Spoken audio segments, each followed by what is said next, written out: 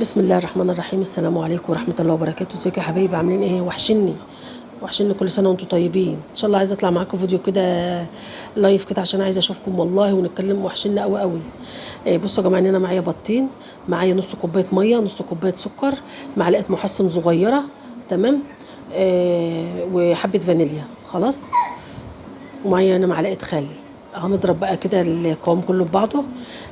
نعمل كده معاكم سويس رول، وفي كذا كذا كذا ملحوظه فيه هشرحها لكم برده ان شاء الله، عشان برده ما حدش يقع فيها. بالنسبه لورق الزبده، يبقى انتوا عندكم خلفيه. ضربتهم كده شويه. خلاص. بعد ما ضربتهم شويه حطيت كوبايه دقيق، وحطيت معلقه نشا ومعلقه بيكنج باودر صغيره. يبقى معلقه محسن صغيره، معلقه نشا صغيره. خلاص. معلقه محسن صغيره، معلقه بيكنج باودر صغيره، ومعلقه نشا كبيره كده ممسوحه. تمام. معلقه بس، ما تكتريش عشان الكيك ما ينعمش معاكي ويتكسر. وارجع اضرب كده بعد ما حطيت الدقيق، اضرب كده ضربتين بس.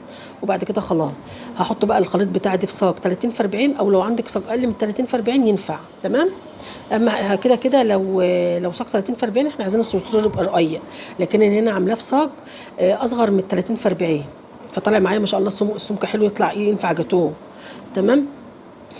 بس انا عشان بس السجان ما كانتش فاضيه، فعملته هنا في الصاج اللي اصغر 30 في 40. هظبط بقى وادخل الفرن. قعد معايا 8 دقائق.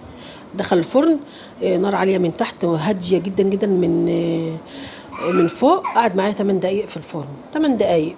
تمام. عشان ما ينشفش الصوص، ما ينشفش. انا فرشه كده في قاع الصينيه ورقه من ورقه الحواوشي عشان ما عنديش ورق زبده. خلاص. هوريكم بقى ايه كانت المشكله، عشان برضو يبقى انتوا قدامكم عارفين. لو انت ما عندكيش ورق زبده، ما تعملوش صوص رول. ما تعملوش صوص رول وتلفي صوص رول. بصوا الكيكه يا جماعه، بصوا ما شاء الله، تحفه تحفه جميله جدا. بصوا، شويه بركز لكم عليها. شوفوا، اقول لكم ايه، قطن طريه بيضه هشه هشه هشه جدا. بصوا مركزه لكم عليها ازاي. شفتوا الجمال. انا ندمت ان انا ما عملتهاش جاتوه، والله ندمت ان انا ما عملتهاش، يعني قسمتها نصين وعملت جاتوه دي سكن. كانت بصوا طلعت تحفه. شوفوا الجمال يا جماعه، ما شاء الله ما شاء الله، طالعه كيكه يعني مش قادره اقول لكم. بصوا، شوفوا الطراوه اللي فيها والهيشان اللي فيها. بصوا اهي. انا زعلت ان انا عملتها اصلا سويس رول. انا زعلت ليه؟ لان ورق الحواوشي ده كان ناشف، وما عرفتش اشتغل بيه خالص. اول مره استعمله بصراحه، اول مره لفيته. لا، شغله وحش جدا جدا. فدي نقطة خلي بالك منها.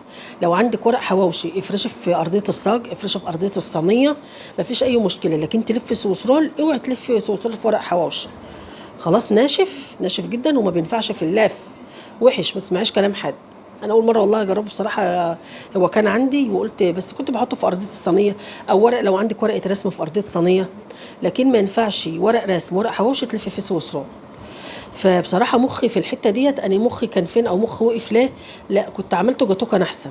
وكنت عملته لوتس برضو، جاتوه اللوتس جميل جدا. بس ده اللي حصل بقى. بصوا بقى الورق ناشف ازاي، مش نافع. فكان عندي ورقه فويل كانت فاضله كده في البكره، ولفاها وعينها. بصراحه نفعتني. حطيت هنا الصوص رول ولفيته فيها.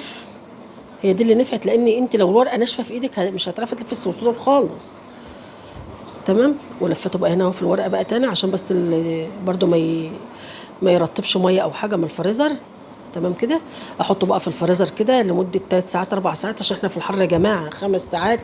احنا في الصيف غير الشتاء. في الشتاء انا بحطه في الفريزر نص ساعه بلاقيه جمد. بعد كده هفكه بقى واجلسه من بره. بصوا بقى يا جماعه، انا عايزه بقى اعمل لكم.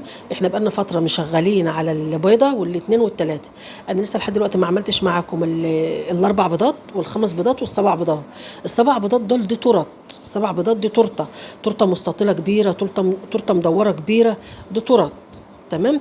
او ممكن جاتوهات بقى بتقسمي الصاج 2 والديسك بتقسميه 2، وبعد ما بتقسمي الديسك نصين بتقومي فاتحاه من النص كده بالمنشار. شغل تاني يعني. ان شاء الله الخطوات دي كلها هنشوفها مع بعض. هعمل بقى معاكم مقدار الاربع بيضات او الخمس بيضات جاتوه. تمام. هنعمل مع جاتوه حلو قوي قوي، وهعمل لكم كذا شكل. يعني من صاج هنعمل كذا شكل فيه، وان شاء الله يعجبكم قوي قوي قوي. نفس هشاشان الكيكه وجمالها وكده. لان احنا كده مركزين بقى لنا فتره على مقدار البيض. لا، عايزين بقى نشتغل في المقدار الثلاثه التانيين كده. لحد دلوقتي انا عملت معاكم ثلاثه مقدار، اللي هو الواحد والاثنين والثلاثه.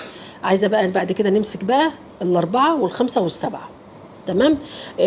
وهشرح لكم اللي لو في صينيه تعملي ايه، لو الصينيه المستطيله الكبيره، لو في الصاج تعملي ايه. انتوا عارفين ان انا بحب اوضح واوصل المعلومه للناس عشان تستفاد. يعني انا بتبسط قوي لما بقول حاجه والناس تستفاد منها. تمام. فانا كده بقى وجلستها وهنتكلم مع بعض تاني. كده معايا صينيه كده، طبق حطيت فيه كده سلطانيتين مع اللوتس، معاه 3 معالق لوتس يا جماعه. حطيتهم كده على البراد كده لحد بس ما يسيحوا شويه مع بعضهم كده. وقمت حاطه معاهم قيمه 4 معالق زيت وقلبتهم قوي. لو حاسه انك تقيله زودي شويه زيت تانيين. بس هو دي بس، مفيش فيها اي مشكله. هم دول كانوا حبه، كانوا طالع هم بالظبط 3 معالق كانوا عندي. تمام. فاللوتس بصراحه مع الكريمه طعمه حلو قوي قوي. فقلت اما اعملهم. خلاص، عايزه بقى انت تحط على الوش اي حاجه عندك تانية مش لوتس براحتك. هنا بقى بعد ما حطيت اللوتس اهوت اهو. هنا بقى اخدت شويه من اللي كانوا فاضلين، حطيتهم في كيس وعملتهم كده خطوط من اللوتس برضو. تمام. عملتهم كده خطوط تدي شكل. طبعا انت بقى تقدري بقى في اللي تبدعي بقى. ترش بقى بشويه بسكوت، ترطبهم كده بحبه زيت وترش عليه. تقدري تحطي بسكوت لوتس، بس انا بصراحه عاملاها حاجه حلوه اقتصاديه وخلاص يعني. واحنا قاعدين كده اخر النهار كده، حاجه اقتصاديه كده. يعني ما ابدعتش فيه. لان اولا ما فيش عندي خامات. انا ما ابدعتش فيه لان ما فيش عندي خامات. خلاص. شايفين تحفه تحفه تحفه. اهم حاجه الكيكه والشكل، شوف عامل ازاي. ما فيش بقى عندي بسكوت لوتس كنت اشتغل عليه، ما فيش عندي كريمه كانت خلصت ان انا اعمل روزيتات. ما عنديش برضو كريز احط عليه يعني، او شوكولاته اللي هي الذهبي. تمام. شوكولاته ذهبي كنت اعمل روزيتا احط شوكولاته ذهبي. فما كانش عندي خامات. انتوا عارفين ان انا بحب بصراحه اطلع الشغل على اكمل وجه. او بطلع الحاجه قدامكم بتطلع تحفه، بس ما كانش عندي خامات بصراحه. وعايزين حاجه كده مسكره، فعملته بالموجود يعني. تمام. فالخامات عندي كلها خلصانه يعني، ما عنديش والله خامات خالص. هنا بقى حطيت، كان عندي كده قلوب من اللي هي قلوب كده شوكولاته بيضه، حطيت عليها كده من على الوش ومطلع 6 قطع. فانت بقى عندك خامات، عندك حاجات، ابدعي بقى زي ما انت عايزه بقى. خلاص. اهم حاجه عندي شغل الكيكه، طالعه الكيكه عامله ازاي. اهم حاجه اعرفي ما تشتغليش بالورق اللي هو ورق الحواوشي الناشف ده، ما تنفعش تشتغلي بيه سويسرول الكلام ده. يلا، هو مخي وقف هنا، كنت انا المفروض عملته جاتوه بس خير. هنا بقى برضو كان عندي شوكولاته كده مدوره برضو، معموله فرقه ترنزفير. حطيت برضو هنا كل واحده واحده. فان شاء الله يعجبكم. بس انا حبيت بس اوصل لكم المعلومه على الورق. تاني حاجه عايزه اقول لكم ان انا ان شاء الله عايزه برضو اطلع اعمل معاكم لايف، يعني نقعد نتكلم مع بعض واشوفكم وتشوفوني تاني كل فتره وفتره كده. انا كنت طبعا طالعه معاكم في عيد الام. تاني حاجه هعمل معاكم ان شاء الله جاتوه حلو قوي قوي قوي يعجبكم باذن الله. استنوا بقى شغل ال4 بيضات وال5 بيضات وال7 بيضات. ان شاء الله يعجبكم. وعشان خاطر يا جماعه اي فيديوهات اكل تنزل يا ريت تدعموني. وفي فيديوهات الاكل برضو دلوقتي اقول لكم السلام عليكم ورحمه الله وبركاته.